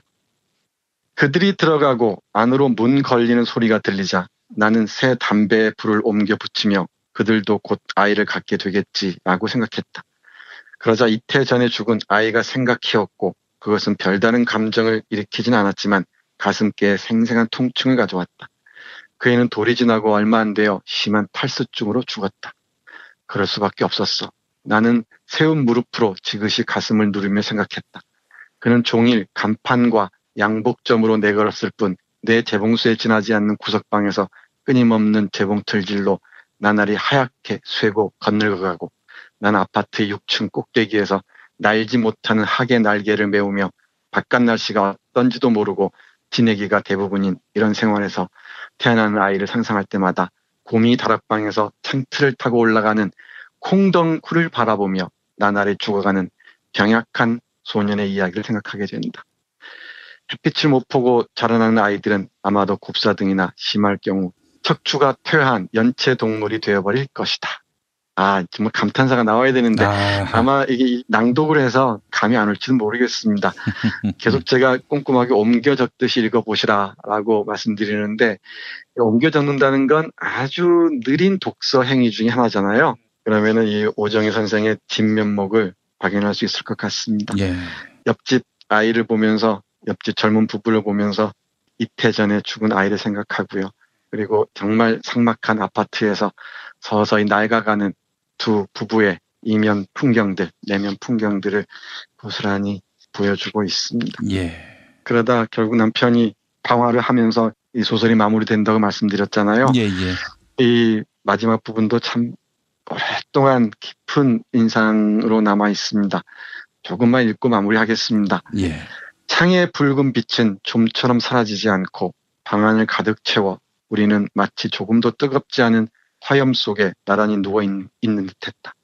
나는 어린아이를 잠재우듯 그의 머리를 가슴 깊숙이 안고 있지만 꺼멓게 타버린 죄를 안고 있는 듯한 또한 불이 타고 있는 강 건너 꽃보다 더 진한 어둠 속에서 메마른 목소리로 울고 있는 한 마리 살글 보고 있는 듯한 쓸쓸함에 짐짓 소리내어 우는 신용을 하였다. 네, 이렇게 끝납니다. 그러니까 소설의 정확한 의미를 포착하지 못하시더라도 이 문장의 울림이 전달하는 아름다움이 있습니다. 이게 그냥 우리를 위로하는 아름다움이 아니라 삶의 이면들을 통찰해내는 핀셋으로 이렇게 찍어낸 듯한 아주 아픈 섬뜩한 그런 소설들입니다. 어떤 작품을 읽으셔도 후회하지 않으실 겁니다. 불의 강은 물론이고요. 데뷔작인 왕구전 여인도 그렇고요. 우리가 상상하기 어려울 정도로 그 당시에 동성애 문제, 불임의 상태에 접어든 부부의 그 고통스러운 권태의 문제 등등 헤아릴 수 없는 주제들을 아주 깊이 있게 표현해내고 있습니다. 연말을 맞이해서 서점에 들러서 이 오정희 컬렉션 하나 딱 장만해 오는 것도 새해를 맞이하는 하나의 준비가 되지 않을까 그런 생각을 합니다. 근데 말이죠. 우리 정선택 교수님이 이렇게 강조를 해서 거듭 추천하는 그런 작가가 또 있었나 싶은데 오정희 작가. 예, 확실하게 머릿속에 새겨두겠습니다. 종종 있었죠. 근데 오정희 소설은 각별합니다. 한번 새해를 새롭게 맞이하는 기분으로 오정희 소설 하나하나 손가락으로 짚어가시면서 읽어보시기 바랍니다. 이 시적으로 쓰여진 산문, 소설, 그리고 이 문학성의 수준을, 최고의 수준을 보여주는 그런 작품들이 아닌가 싶네요. 너무 칭찬이 과했나요? 해서 제가 좋아하는 작가를 소개하기가 좀 힘들어요. 누가 되지 않을까 싶기도 하고. 그런데 어쩌겠습니까? 좋은 걸 좋다고 해야죠. 7, 80년대 그 엄혹한 시절을 통과해 오면서 여성의 섬세한 시선으로 내면의 고통들을 어떻게 길어올리는지 그 문장에 푹 빠져보시기 바랍니다. 예, 건조하지만 섬세한, 그래서 심금을 울리는 이런 필력, 정말 배우고 싶습니다. 네, 그게 이번 주 소개해드린 작가들이 다 그런 것 같네요. 어쩌다 보니까. 네. 예, 알겠습니다. 자, 정선택 교수님 오늘 말씀 잘 들었고요. 오늘 낮에 뵙도록 하겠습니다. 네, 금방 뵙겠습니다. 스페이드 퀴즈입니다. 돌잔치, 채순잔치, 가게 홍보, 체육대회, 창사기념일. 정답! 기념품! 문제를 끝까지 들으셔야죠. 이럴 때 사용하는 판촉물이나 기념품, 답례품, 단체 선물 등을 취급하는 전문업체로서 국민을 위해 제대로 일하는 언론과 정당에 후원을 하는 판촉물 전문업체는 어디일까요? 정답! 네피알! 네? 어디라고요? 네피알! 네, 정답입니다. 판촉물이나 단체 선물이 필요할 때 이왕이면 우리 편 회사 네피아를 찾아주세요. 인터넷 검색창에 네피아를 치시거나 032-519-4800으로 전화주시면 친절하게 상담해드립니다. 그런데 상품은 뭔가요? 네피아를 가서 고르세요. 3만 가지가 넘는 물품이 있어요. 한글도 남보다 빨리 깨치고 참 똑똑했는데 갈수록 실력이 뒤처지는 것 같아 걱정이에요. 혹시 초등학교 교과서 본 적 있어요? 어려운 어휘가 너무 많아요. 학교에서는 어휘 개념을 하나하나 설명해줄 시간이 정말 부족하잖아요. 그럼 어떡하죠? 내 아이의 어휘만큼은 내가 책임져야죠. 어휘 공부의 정성. 초등어휘 3000, 초등어휘 5000. 검색창에 초등어휘 3000을 쳐보세요.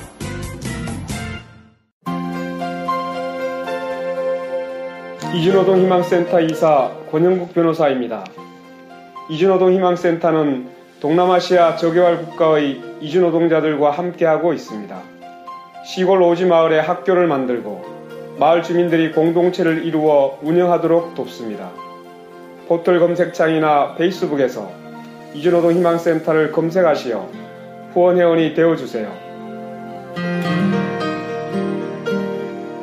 노동 존중 생산과 소비를 통한 사회연대를 추구하는 문자당이 함께합니다.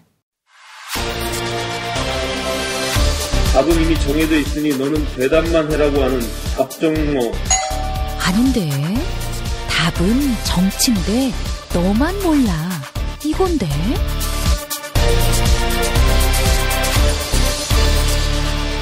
국민보좌관 김성회의 답정너.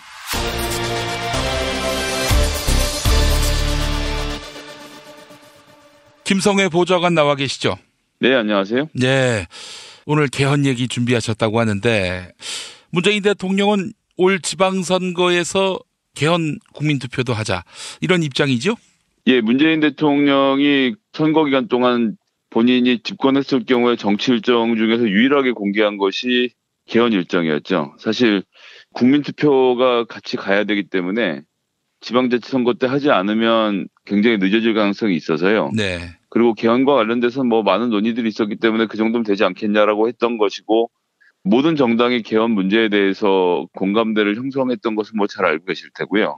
시작을 돌아보면 이제 2016년 6월에 정세균 의장이 국회 개원식에서 개헌을 꼭 해야 된다라는 말씀을 하시면서 이제 시작이 됐거든요. 근데 이제 뭐 기억들 하시겠지만 그 중간에 우리 박근혜 씨가 최순실 사태를 뒤집어 보려고 개헌을 하겠다라고 하면서 자유한국당도 빨려 들어온 그때 말은 그렇게 하고 뭐 자유한국당도 찬성을 했기 때문에 그렇게 좀 시작된 측면이 있죠. 그래서 16년 12월에 개헌특위 신설을 여야가 합의를 해서 29일에 만들었으니까 이제 1년 됐네요. 활동한 지.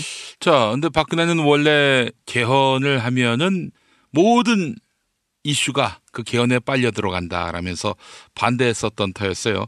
그럴 목적으로 사실 최순실 국정농단은 잊어주세요. 모두 다 개헌에만 관심을 가지도록 합시다. 뭐 이런 취지에서 사실 개헌을 제안했겠죠. 그날 기억해 보시면 국회 시정연설에서 개헌론이 미룰 수 없다라고 큰소리 뻥쳤는데 그날 저녁에 제 기억으로는 JTBC에서 타블렛 PC를 터뜨리는 바람에 모든 것이 무위로 돌아갔던 것이 떠오르네요. 근데 말이죠. 자유한국당도 이야기했던 개헌인데, 근데 이제 더불어민주당의 개헌, 또 자유한국당의 개헌에는 뭐 아마존강 같은 그런 강폭의 거리가 있지 않습니까? 예, 뭐 그런 지점도 있고 그렇지 않은 지점도 있고 뭐 좀 여러 가지가 교차가 되는데요. 구체적인 내용들을 좀 하나씩 살펴볼 필요가 있을 것 같습니다. 예. 모든 것이 안 된다라고 하는 것은 아닌데, 근데 이제 중요한 것은 개헌 특위를 구성한 직후부터 자유한국당에 뭐 개헌 특위는 소용이 없다는 이런 뭐 무용론을 제기하면서 버티다가 결국 올해 10월에 자유한국당 홍준표 대표가 개헌식이 연기를 할 것을 주장을 했죠. 예, 그래서 연기를 하자라고 하는 것이고 이제 지자체 선거랑 맞물려서 못 가겠다 이런 말이고요. 그렇게 하고 나서 지금 자유한국당은 특위를 연장을 하자라고 얘기하고 있어요. 당대표는 지방선거하고 같이 개헌을 할 수 없다라고 얘기했는데 그것이 당론으로 정해진 상태는 아닌데 특위만 연장하자는 것도 이거 지지부진 논의를 끌고 가자는 거거든요.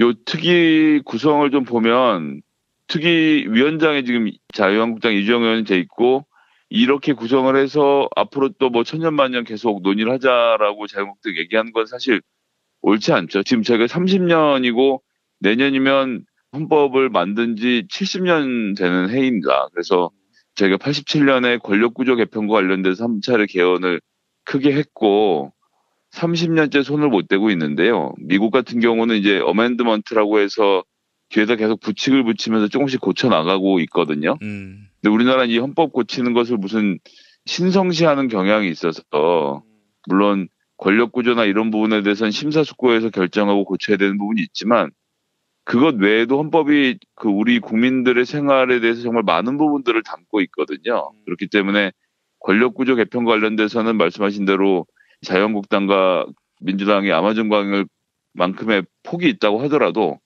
기본권을 개선하고 지방 분권을 만드는 문제에 대해서는 저는 의견을 좀 모아갈 수 있을 것 같은데 이 논의 자체를 하는 거를 싫어하는 거죠. 뭐 여러 가지 이유가 있겠지만 내년 지방자치선거 지금 같은 상황에서 치르게 되면 민주당에게 상당히 유리한 구도가 만들어질 거거든요. 그럼 이제 국민투표 역시도 민주당에게 상당히 유리한 안으로 헌법이 개정되지 않을까라는 생각을 하는 거고. 예. 제가 홍준표 대표라도 내년에 하는 것보다는 하여튼 모르겠는데 언젠가 문재인 정부가 실수해서 지지율이 떨어진 다음에 그때쯤 논의하자라는 생각을 하게 되는 것 전 좀 자연스러운 것 같습니다. 사실 자기들한테 불리하면 할 이유가 없죠. 뭐 지금의 야당의 멘탈리티가 뭐 거의 그러다시피 한데 그리고 또 개헌 논의와 관련해서 권력구조 개편 이야기는 사실 개헌을 정치권이 입에 올린 이래로 단 한 번도 뭐 합의점을 찾지 못했던 거 아닙니까?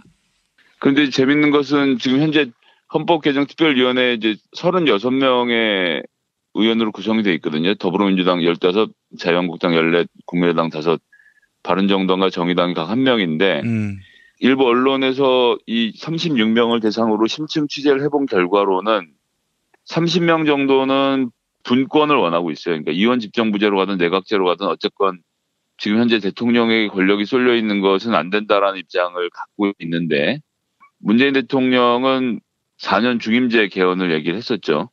그래서 더불어민주당이 이제 개별 기자들이 물어보면 내각제를 선호한다고 하지만 실제로 이제 어떤 입장을 가질지를 알 수 없는 상태이기도 하고요.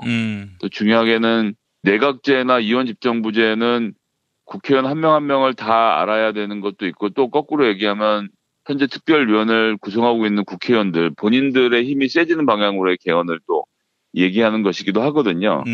국민적으로 현재 대통령제를 바꿀 수 있는 공감대를 형성할 수 있을까?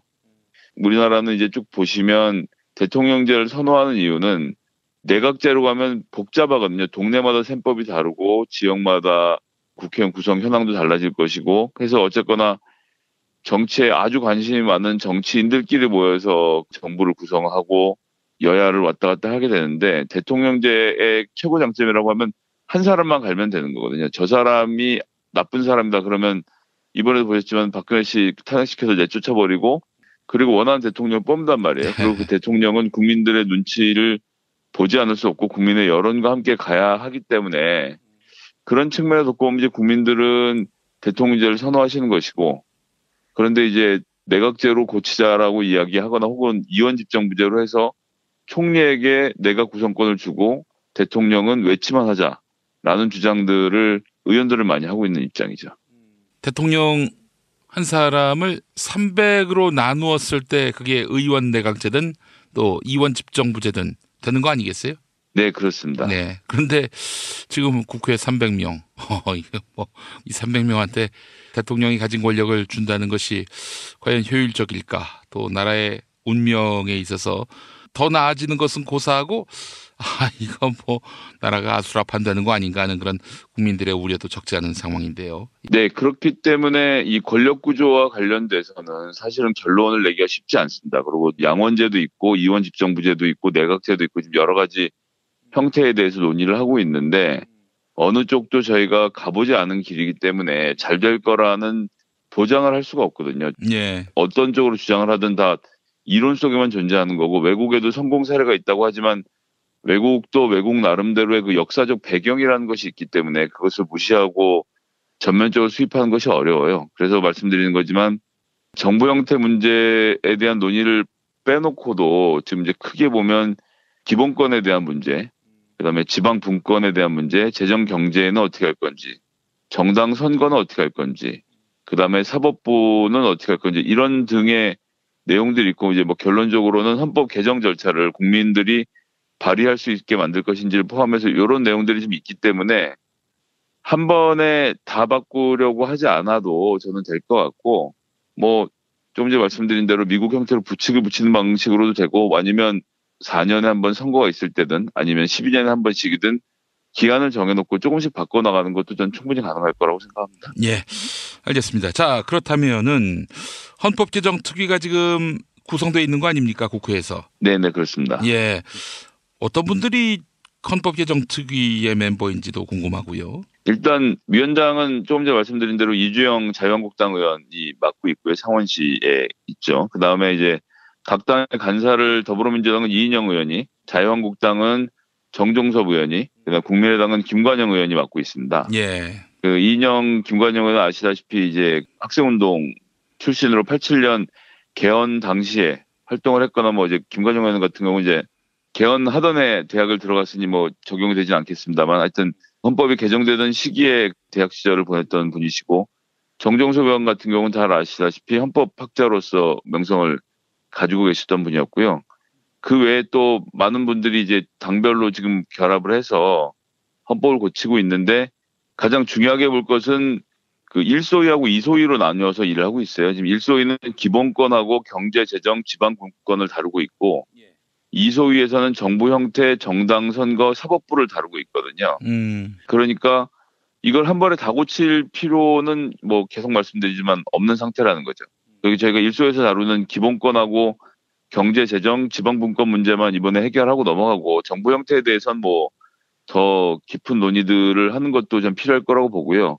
또 얼마 전에 신고리 원전으로 저희가 공론화위원회를 구성해서 여러 가지 논쟁들을 벌이고 국민들이 직접 참여해서 수구위 민주주의의 어떤 전형을 한번 보여줬지 않습니까?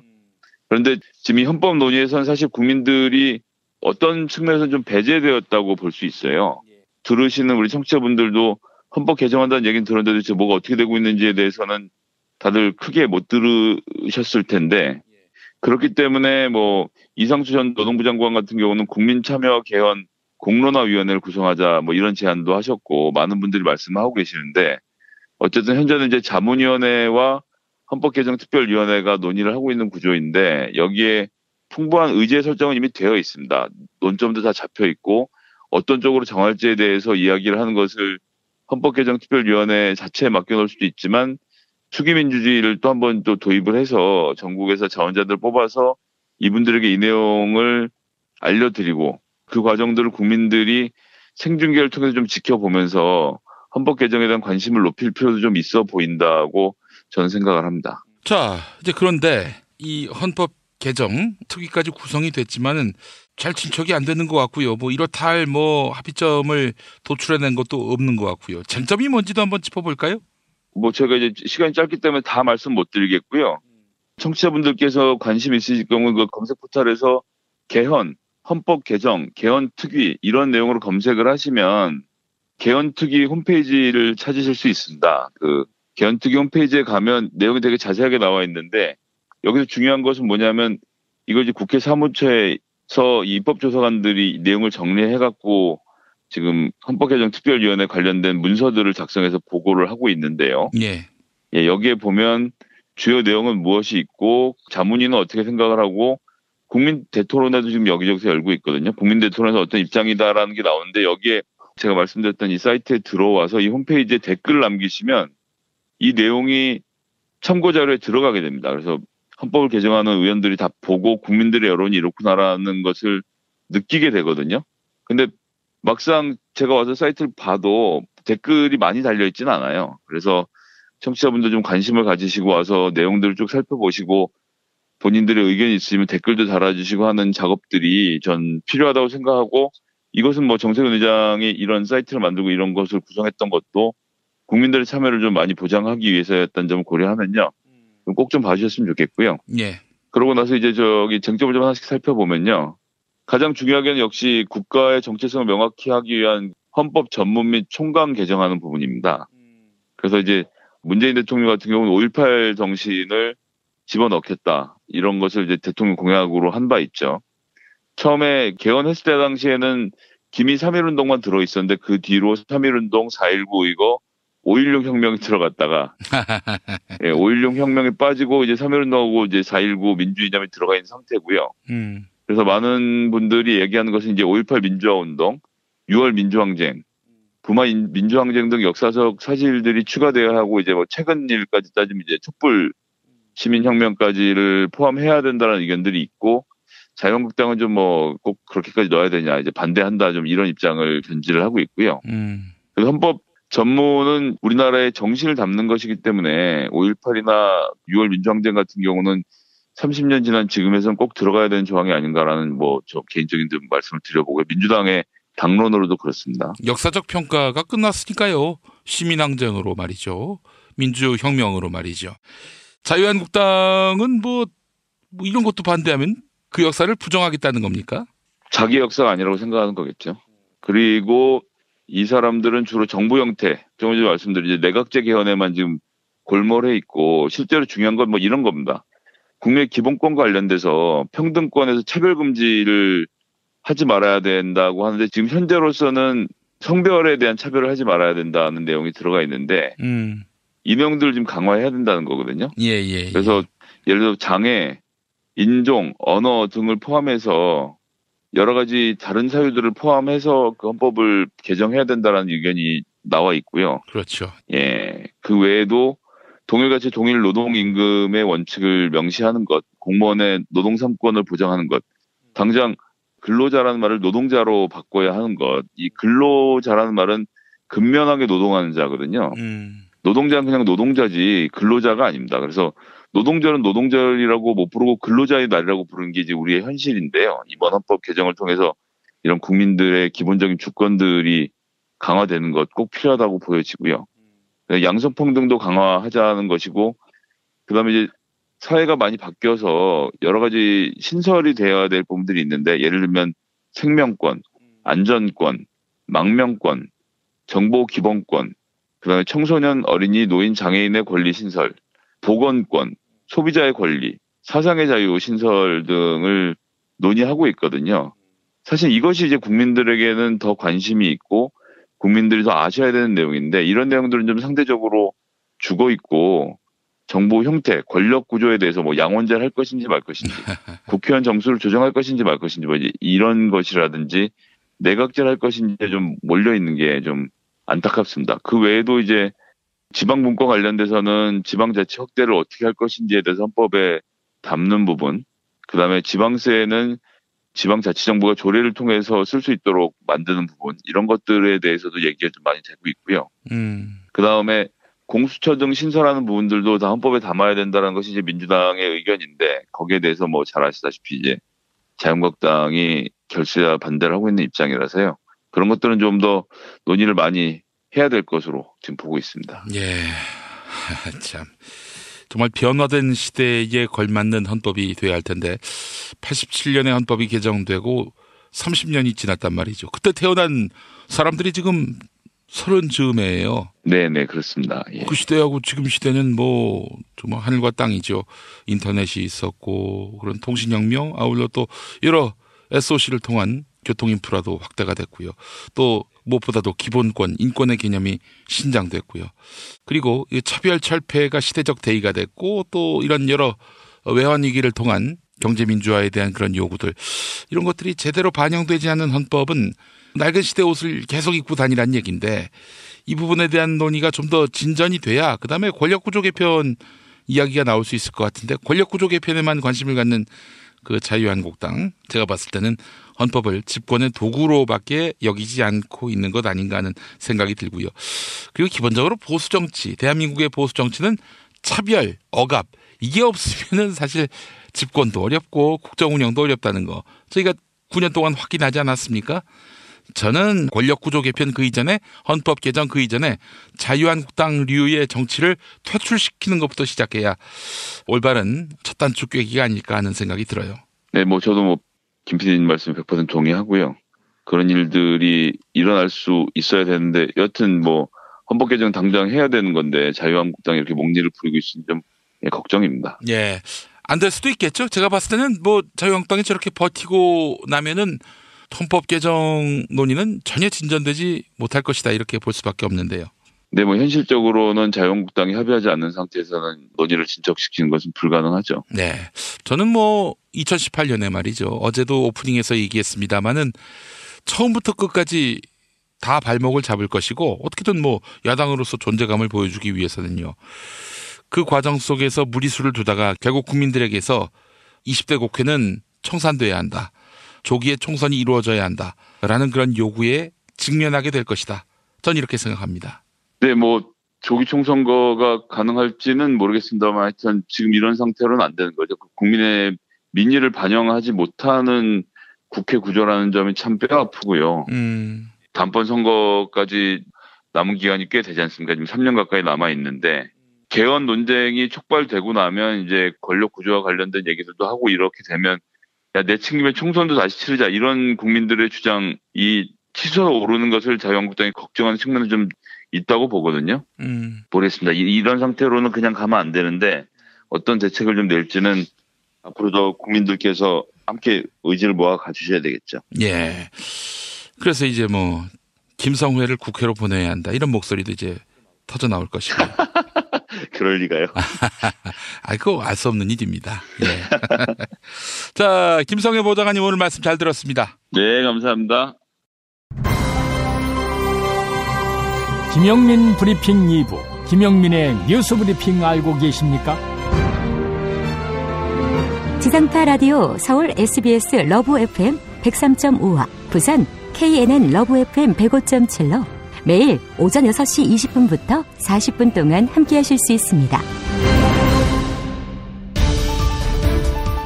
새벽에 나온 새 소식, 당일 대한민국을 뒤흔들 핵심 이슈, 김영민의 뉴스 브리핑에서 미리 만나실 수 있습니다. 이제 오늘 날씨 알아보겠습니다. 기상청에 최혜윤 리포터가 나가 계시죠? 네, 안녕하세요. 다수는 누구 겁니까? 제 건 아닙니다. 아, 그렇군요. 뉴스 더하기 뉴스. 김영민의 뉴스 브리핑. 최고의 브리핑. 놓치지 마십시오. 탄핵 때문에 뭐 이야기를 전달을 하려고 해도 귀를 막고 듣질 않아요. 패족 수준으로 쪼그라든 한국 보수. 회생의 길은 과연 있을까? 변화된 정치 환경, 갈 길 잃은 보수에게 새로운 희망을 제시한다. 애국 보수의 화려한 부활과 집권을 위한 본격 가이드, 김용민의 신간, 보수를 지켜라.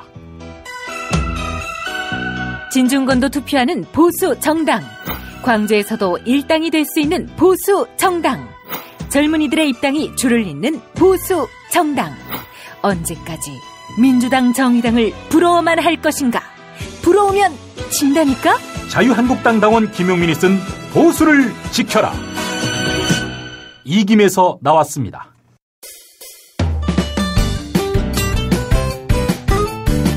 뉴스 포렌메디로 넘어왔습니다. 팔로워 90만이 넘는 김용민 트위터 계정에서는 매일 설문조사가 진행되고 있습니다.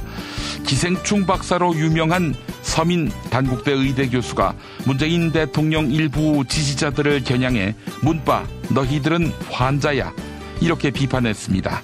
일부 네티즌들은 문재인 대통령의 중국 국빈 방문 과정에서 발생한 기자 폭행 사건과 관련해 취재진의 잘못을 주장한 바 있지요. 서민 교수는 드문 예외를 제외하면 폭행은 그 자체로 나쁜 것이다. 문바들은 도대체 왜 우리나라 기자 폭행에 즐거워하는 것일까? 이렇게 주장했는데요. 이 사건과 관련해 문재인 대통령 지지자에 대한 서민 교수의 평가, 시민들은 어떻게 판단하고 있을까요? 오늘 아침 6시까지 모두 3,214분이 의견 남겨주셨습니다. 81%, 5명 가운데 4명은 서민 교수의 주장은 사실이 아니며 동의하지도 않는다. 이렇게 응답해 주셨고 11%, 10명 가운데 1명은 사실을 이야기했으며 동의한다. 이런 의견을 내놓으셨습니다. 서민 교수가 사실을 이야기했지만 동의하지 않는다. 이런 시민들은 7%, 사실이 아니지만 동의한다. 이런 의견은 1%였습니다. 트위터 의견 볼까요? 샤니님, 서민 교수님 기생충 연구에 매진하세요. 지리꼬리님, 언론답지 않은 행적들이 누적돼 사람들이 화난 것입니다. 네, 이런 견해 남겨주셨습니다. 설문조사에 참여해주신 여러분 감사합니다.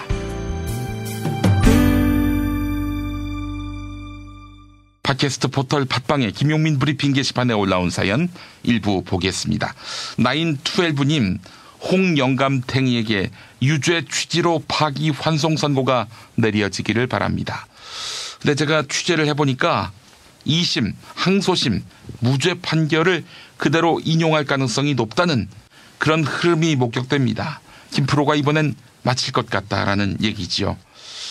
카페인 중독님, 김프로가 홍준표의 무죄를 예측해서 유죄 선고를 받을 것 같습니다 라고 하셨는데, 글쎄요, 내일 한번 두고 보지요. 12월 22일에 판결한다고 하니까요. 네, 김용민 브리핑 모두 마치겠습니다. 애청해주신 여러분 감사합니다.